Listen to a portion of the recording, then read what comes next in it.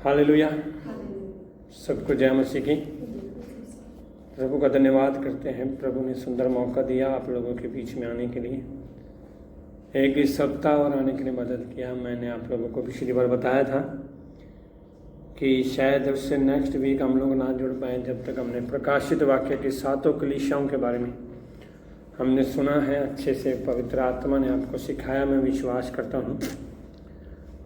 उसके बाद मैंने बोला था कि हम अगला टॉपिक शुरू करेंगे, उसके आगे गुड फ्राइडे है। और मैं आपकी दुआओं के लिए धन्यवाद करता हूँ। प्रभु ने अद्भुत रीति से गुड फ्राइडे के अंदर 2 बपतिस्मा होने के लिए मदद किया और दिनों से प्रार्थना थी, प्रार्थना में परमेश्वर ने मदद किया और प्रभु ने उस प्रार्थना को उत्तर भी दिया है। प्रभु भला है, हालेलुया। और मैं विश्वास करता हूँ आप लोग अच्छे होंगे और प्रभु आप लोगों से प्यार करता है और आप लोगों से बात भी करता हुआ। और बल्कि हमने पिछले 2 सप्ताहों से, पिछले 1 सप्ताह हम नहीं जुड़ पाए गुड फ्राइडे की वजह से, और हमने आपको पाम संडे का मैंने यूट्यूब पे डाला था पर गुड फ्राइडे का नहीं डाला क्योंकि बपतिस्मा था और इसलिए मैं मैसेज कम ही दे पाया। और प्रभु का धन्यवाद हो, जी उठने के दिन के बारे में वो हमारे पास एक प्रभु की दासी आई थी, उन्होंने अच्छे से सिखाया जी उठने के बारे में। पर मैं आज आप लोगों को एक नया टॉपिक नहीं पर इन्हीं बातों के द्वारा मैं आपको एक छोटी सी बात ये बताना चाहता हूँ कि क्या पाम संडे, गुड फ्राइडे जी उठने तक की लाइफ है, वैसी जीवन है, उसके आगे नहीं है। याद रखना, जब ये त्यौहार में हम लोग एक रीति रिवाजों में आप फंस जाते हैं हम लोग, तब हम लोग जिसको महत्व देना चाहिए ना, हम उसको महत्व नहीं देते पर हम उन रीति रिवाजों को महत्व देते हैं। मैं सच बताऊं तो हम लोगों ने पाम संडे में, गुड फ्राइडे में और ज़्यादातर पुनरुत्थान डे में ऐसे ऐसे लोगों को देखा जो हमें लगता था कि मसीह में छोड़ गए हैं, पर वो लोग भी चर्च में आए। और मैं एक पास्टर से मिल रहा था तो कि उन्होंने बोला कि एक विश्वास ऐसे नए नए लोगों को भी परमेश्वर ने भेजा। हमारी चर्च में भी इस बार परमेश्वर ने 2 परिवार नए भेजे। तो मेरा कहने का मतलब है कि प्रभु अपने तरीके से, हम लोग सिर्फ एक जब तरीकों से या त्योहारों के अनुसार, रीति रिवाजों के अनुसार हम लोग प्रभु को हम महत्व देना शुरू कर देते हैं ना, तो फिर हम लोग जो हमें परमेश्वर को आदर देना चाहिए ना, वो हम आदर दे नहीं पाते। इसलिए मैं आज आपको ये कहना चाहता हूँ कि सिर्फ कहानी हमारी पाम संडे तक की है, गुड फ्राइडे तक की है या ईस्टर डे तक की है, उसके आगे नहीं है। पूरा साल हम लोग घर में बैठे हैं, पूरा साल हम लोग अपनी मर्जी से चलते हैं, या पूरा साल हम अपने जो चाहते हैं हम वही करते हैं। क्या हम मसीह में आने के बाद भी दुनिया के रीति रिवाजों की तरह हम लोग भी जीते हैं? नहीं मेरे प्रियो, मसीह जीवन वो नहीं है, सिर्फ एक रीति रिवाज नहीं है, एक परंपरा नहीं है, पर ये असली लाइफ है। आज मैं अगर बताऊं तो मैं पिछले दिनों में एक बात सुन रहा था जो मेरे लिए भी बड़ी आशीष का कारण है कि ये एक परमेश्वर का ना किंगडम के बारे में। किंगडम, याद रखना, जिस प्रकार एक संसार के अंदर एक राजा है, प्रधानमंत्री है, उसके अधीनता में सारे लोग चलते हैं, उसी प्रकार जब हम मसीह में आ जाते हैं तो ये हमारा एक किंगडम है जिसके अधीनता में हमें चलना है। याद रखना, अगर आप लोग इसकी अधीनता में नहीं चलोगे तो आप मसीह लाइफ को सिर्फ एक त्योहारों, रीति रिवाज के अनुसार ही मानोगे। ये मसीह लाइफ सिर्फ एक रीति रिवाजों वाला नहीं है, मसीह लाइफ एक किंगडम है परमेश्वर का। परमेश्वर का किंगडम, किंगडम मतलब है राज्य। राज रखना, जिस जगह का राज्य होता है वहाँ का एक राजा भी होता है। यहाँ पर 2 बातें हमने कल मेरे प्रभु के दास एक आए थे हमारे पास, उन्होंने बताया था कि हम लोग कई जगह पर पढ़ते हैं परमेश्वर का राज्य और कई बार बोलते हैं स्वर्ग का राज्य, पर याद रखना ये दोनों बात एक ही है। कैसे? परमेश्वर का राज्य का मतलब है कि उस राज्य का कोई राजा है, और स्वर्ग का राज्य का मतलब है कि वो राज्य कहाँ का है। हालेलुया। मतलब भी स्वर्ग का मतलब भी वो एक प्लेस है जहाँ का वो राज्य है। परमेश्वर का राज्य मतलब भी उस स्वर्ग का राजा कौन है? परमेश्वर। तो मैं आपको ये कहना चाहता हूँ मेरे प्रियो कि सिर्फ हमारी लाइफ पाम संडे तक की नहीं है, गुड फ्राइडे तक की नहीं है, ईस्टर तक की नहीं है, उसके आगे ही हम लोगों को ये प्रूफ करते हैं कि यीशु मसीह हमारा मुर्दा नहीं है, मगर यीशु मसीह क्या है? जिंदा परमेश्वर है। जिंदा का मतलब क्या है कि आप लोग जब पाम संडे के अंदर आए, प्रभु यीशु को जाना, पहचाना कौन है प्रभु यीशु मसीह। जैसे हमने पिछली बार बताया था कि पाम संडे लोग क्यों मनाते थे, वो पुराने नियम के रीति रिवाजों के अनुसार वो पाम संडे पर ज़्यादा भरोसा करते थे। इसलिए यीशु मसीह उसी पाम संडे के दिन, उसी फसह के पर्व के दिन वो यरूशलेम में गया, ताकि उस दिन लोगों को समझ में आ जाए कि जो आज तक तुम लोगों ने मेमने चढ़ाए वो मेमने व्यर्थ थे। अब जो मेमना आया है वही पवित्र मेमना है जो तुम्हें पापों से आज़ाद करता है। पहले मेमने थे वो तुम्हें रीति रिवाजों से बाहर निकालते थे, अब जो मेमना आया वो आपको पाप से बाहर निकालता है। हालेलुया।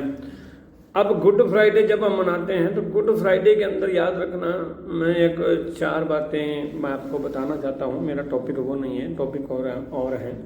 गुड फ्राइडे के अंदर क्या है? गुड फ्राइडे में है कि प्रभु यीशु जब, याद रखना, जब क्रूस को उठाकर लेकर जा रहे थे तो बाइबल बताती है वो 2-3 बार गिर पड़े। प्रभु यीशु क्या कहता है?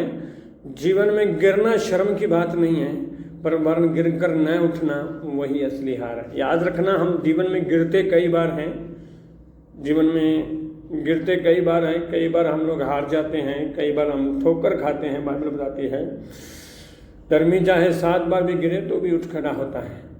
हम लोगों को गिरना बड़ी बात नहीं है, गिर सकते हैं, हम लोग भी शारीरिक हैं। और प्रभु यीशु के भी जब उसको कोड़े लगने के बाद जब क्रूस उठा कर लेके जा रहा था तो जाते जाते वो भी 3 बार गिरा, क्योंकि शरीर की कमजोरी के कारण। तो मतलब मेरा क्या है कि गिरना बड़ी बात नहीं है, पर गिर कर न उठना वो सबसे बड़ी हार है। हम हारते तब नहीं है, याद रखना, जब हम गिर जाते हैं, हारते तब हैं। यीशु ने कहा जब आप गिर कर उठते नहीं हैं। हालेलुया। दूसरी बात, उसने कलवरी क्रूस पर खड़े हुए उसने क्या बोला? लोगों ने इतना मारा, लोगों ने इतना पीटा, क्या बोलता है? हे पिता इन्हें क्षमा कर, ये नहीं जानते। प्रभु यीशु ने क्या कहा? क्रोध और नफरत आत्मा को जिलाते हैं, वरन क्षमा हमें आज़ाद करती है। मतलब याद रखना, अगर आप अपने अंदर क्रोध और नफरत लेकर चलते हो तो याद रखना आप आज भी बंधनों में हो।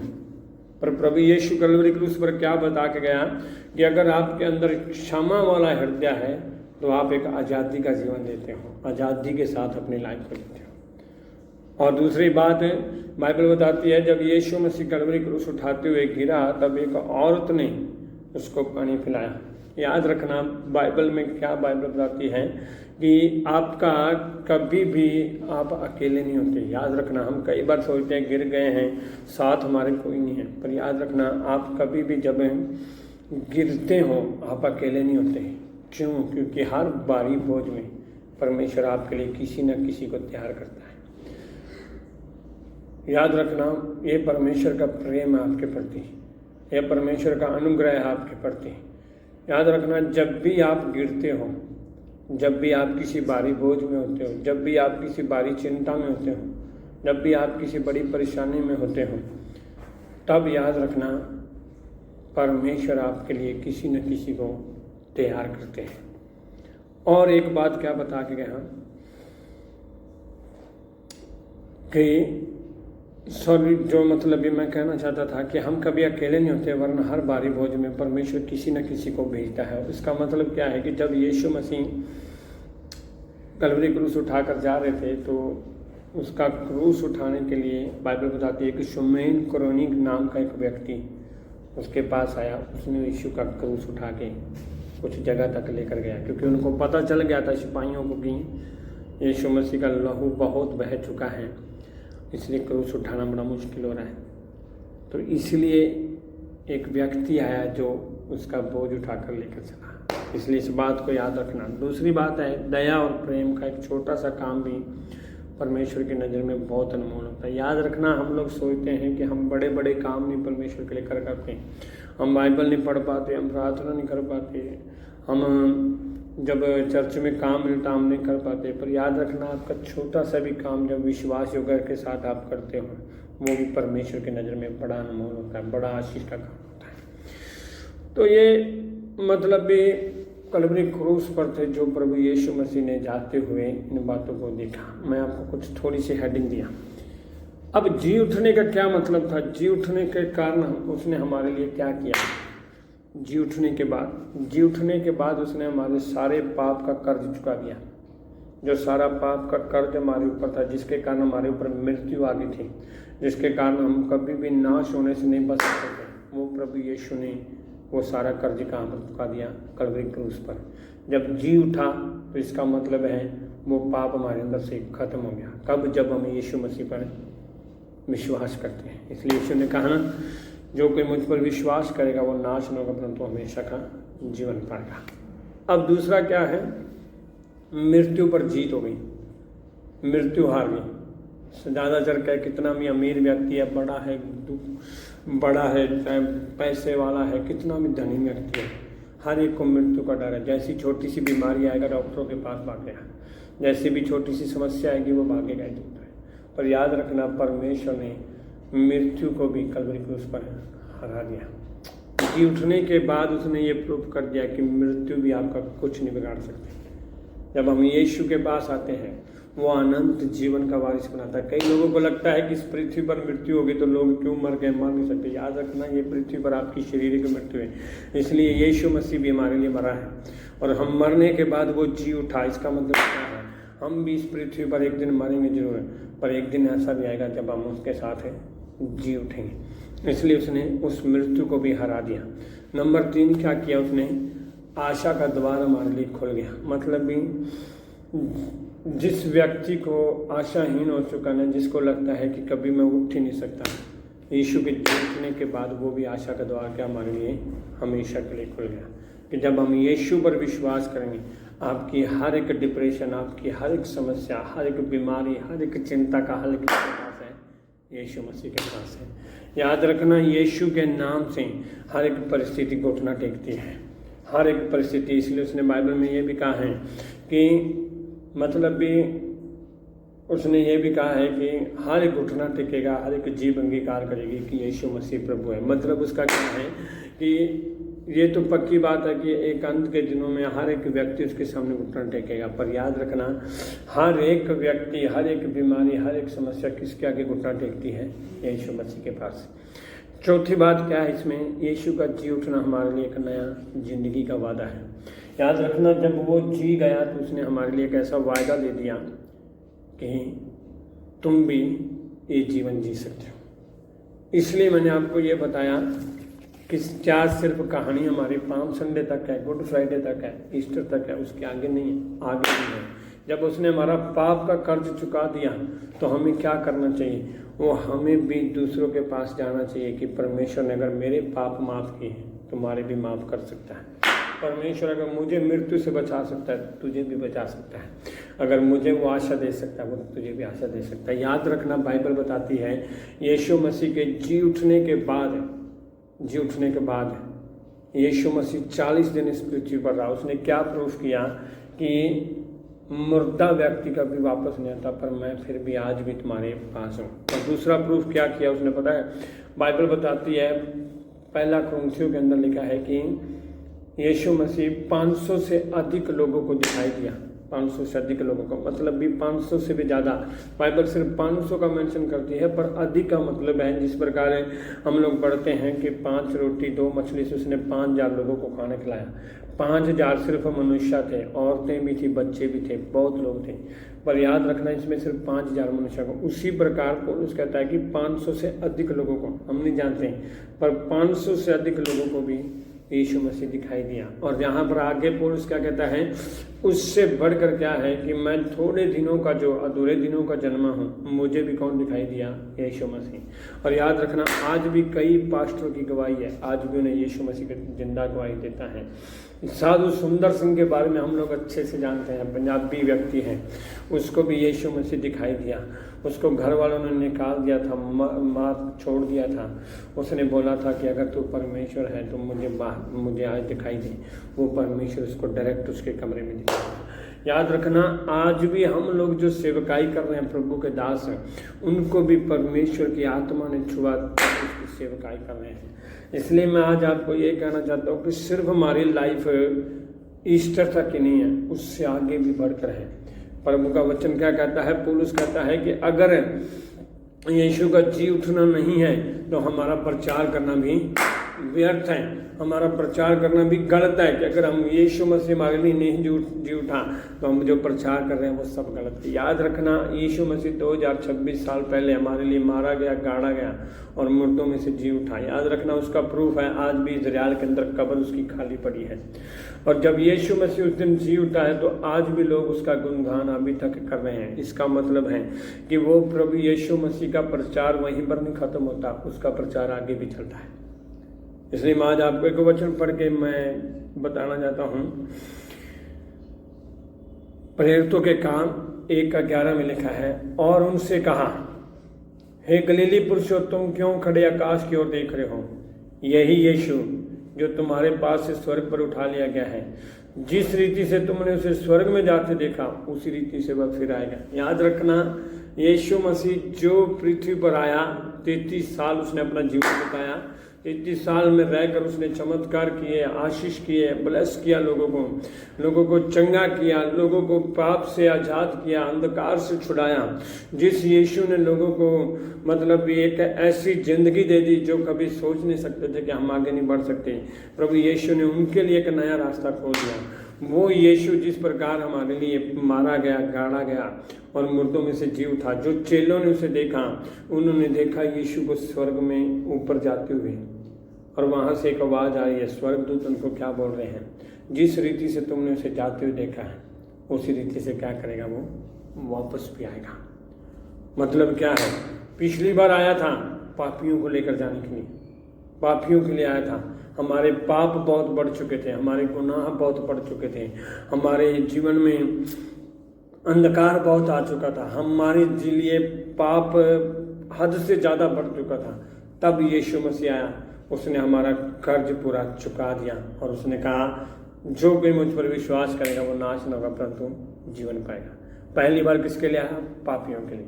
जब अब दूसरी बार आएगा, पापियों के लिए नहीं आएगा। दूसरी बार पापियों के लिए नहीं आएगा। किन लोगों के लिए आएगा? धर्मी लोगों के लिए, क्योंकि ऑलरेडी उसने पाप हमारा कर्ज चुका दिया। याद रखना, इस भूल में मत पड़ना। आज हम दोबारा गलतियां, दोबारा गुनाह, दोबारा पाप क्यों करते हैं?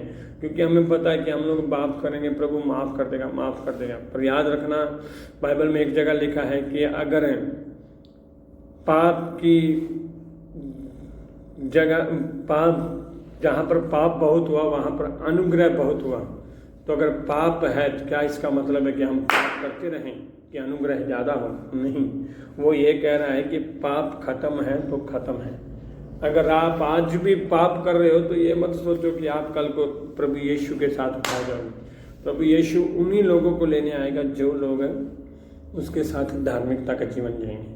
अब जी उठने के बाद हमें करना क्या है? जी उठने के बाद जिस प्रकार यीशु मसीह इतनी भीड़ के अंदर रहते हुए भी अपने आप को निर्दोष साबित किया, इतने लोगों के बीच में रहते हुए भी अपने आप को परमेश्वर के सामने दीन किया, इतने लोगों के बीच में रहते हुए भी परमेश्वर ने सबके साथ प्रेम किया, हमें भी उसी रीति से उसके प्रेम को दिखाना चाहिए। याद रखना, बाइबल बताती है, मैं आपको एक वचन पढ़ाना चाहता हूँ।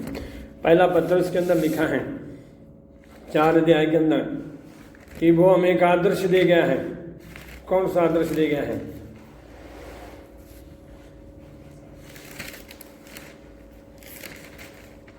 पहला पत्रस 2 अध्याय का,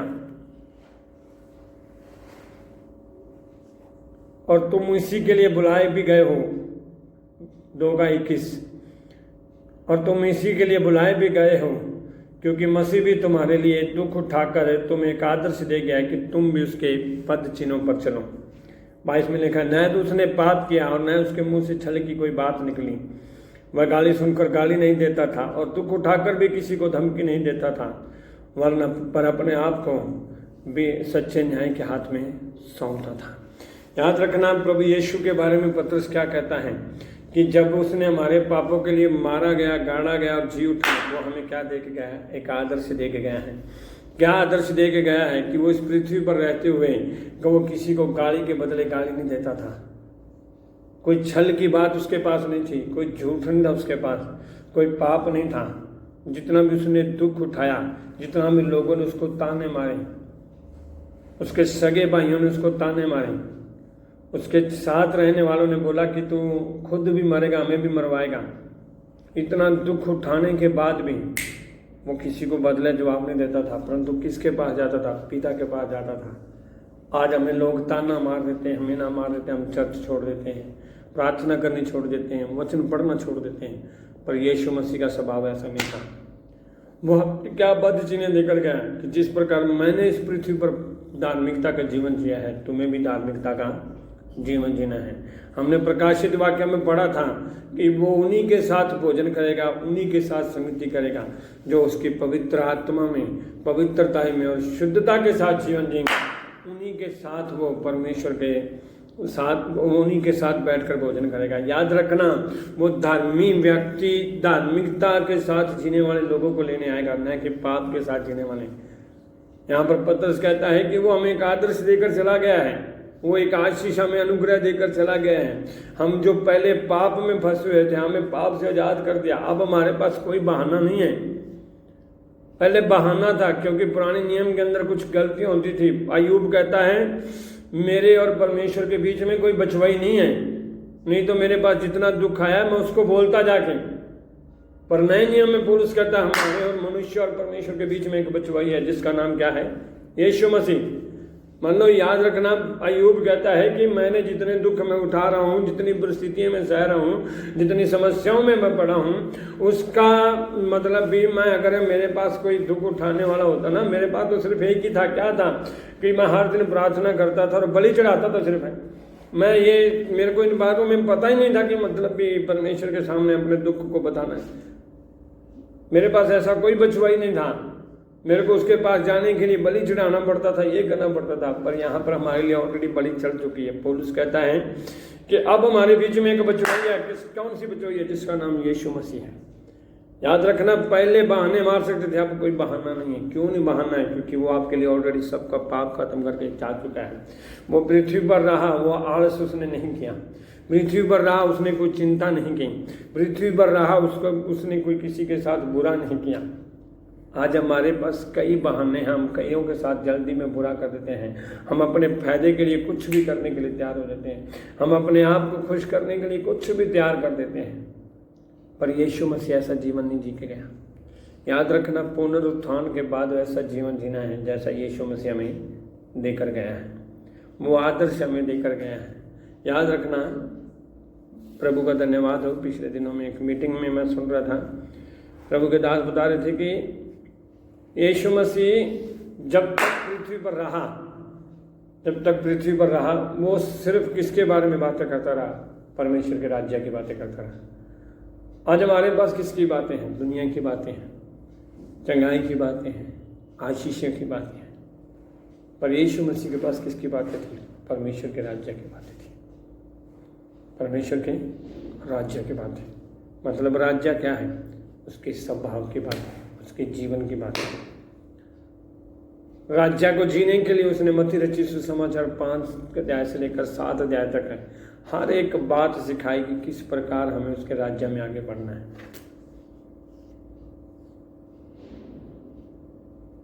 किस प्रकार हमें उसके राज्य में आगे बढ़ना है। याद रखना, मसीह जीवन के अंदर अगर आप उसके आदर्श में नहीं जी रहे हो ना, तो ये भूल जाना कि वो आपको लेने के लिए। स्वर्गदूतों ने कहा कि जिस रीति यीशु मसीह ऊपर उठा लिया गया है, उसी रीति से वो दोबारा भी आएगा। बाइबल के अंदर जितनी बातें स्वर्गदूतों ने बोली ना, पक्की नहीं है। इसका मतलब है जो बात यीशु के बारे में बोली गई है वो भी पक्का है। और हम जानते हैं इन दिनों में, मैं ये नहीं कहता कि वो युद्ध, ये परेशानियां, ये चिंताएं बता रही है कि यीशु का आगमन है, पर बाइबल के अनुसार हर एक चिन्ह पूरा हो रहा है। हर एक चिन्ह पूरा हो रहा है। साइंटिस्ट भी इस बात को मान रहे हैं कि जो कुछ बाइबल बता रही है वो पूरा हो रहा है। अगर ये बातें पूरी हो रही है तो इसका मतलब है वो भी बात पूरी होगी कि यीशु मसीह दोबारा आएगा, और जब आएगा क्या वो हमें ले जाने के लिए तैयार होगा? वो रीति रिवाज में चलने वाले लोगों को नहीं ले जाएगा, जो उसकी धार्मिकता का जीवन जीते हैं, जो उसके समान जीवन जीते हैं, जिनके मुंह में कोई छल की बात नहीं है, जिनके मुंह से कोई गाली नहीं है, जो अपना न्याय दूसरों के ऊपर नहीं थोपते, वरना अपना न्याय किसके हाथ में सौंपते हैं? परमेश्वर के हाथ में, ताकि परमेश्वर उनके द्वारा दूसरों के सामने अपने राज्य को प्रकट करते हैं। याद रखना, प्रभु यीशु मसीह, एक बात बताऊं मैं, प्रभु यीशु मसीह के जीवन के अंदर सबसे बड़ी अनोखी बात क्या थी? पूरी दुनिया का राजा था वो, फिर भी वो अकेला चलता था। उसके पास कोई बड़ी सेना नहीं थी, फिर भी लोग उसको राजा बोलते थे।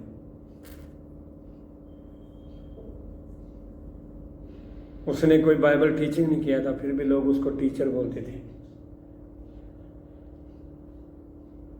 उसने कोई गुनाह नहीं किया था, फिर भी उन्हें क्रूस पर चढ़ा दिया गया। उसने कोई पाप नहीं किया था, फिर भी उनको मारा गया। मौत उसको रोक नहीं पाई, इसलिए वो तीसरे दिन जी उठा। अगर ये प्रभु यीशु के जीवन में है, प्रभु यीशु इस पृथ्वी पर रहकर जीवन जी सकता है, तो उसने हमें भी एक सहायक दिया है, जिसका नाम है पवित्र आत्मा।